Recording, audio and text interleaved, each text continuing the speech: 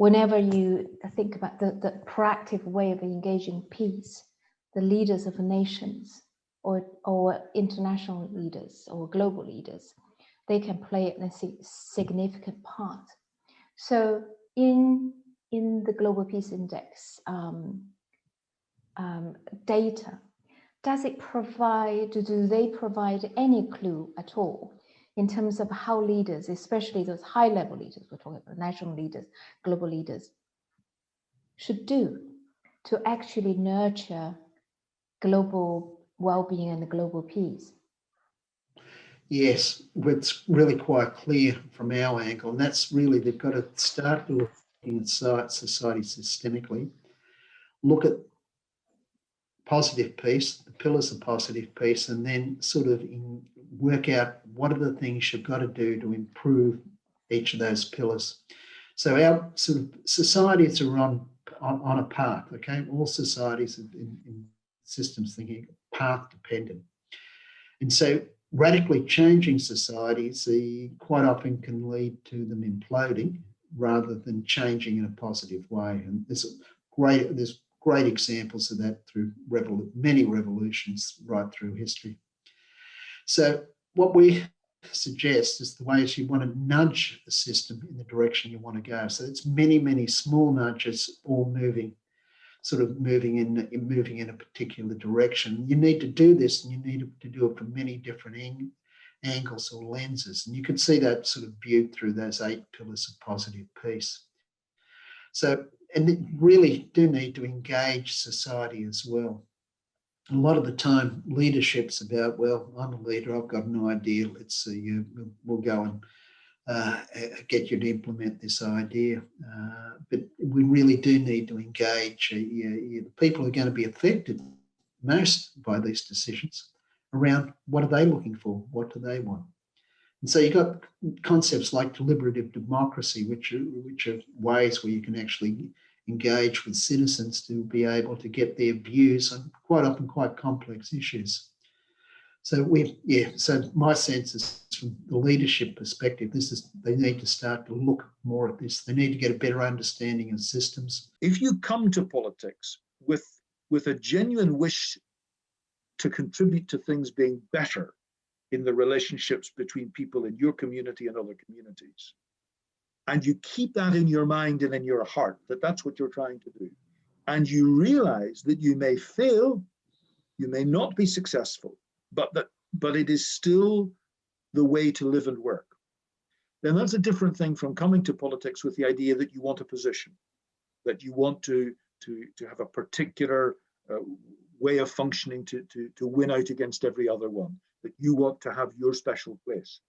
Because if you want that second thing, then you will often do things that are damaging to relationships and quite often damaging to yourself in order to achieve that particular goal, which is not the goal of making things better for people. How we work for positive social change is every bit as important as the change we're working toward. So concretely, where have we gone with that? We, as part of our overall democracy work, have focused on the role that civil society organizations play. Again, as I said earlier, as the place where private citizens come together to work for the greater good. We have joined in an effort that we describe as mainstreaming inner work within civil society.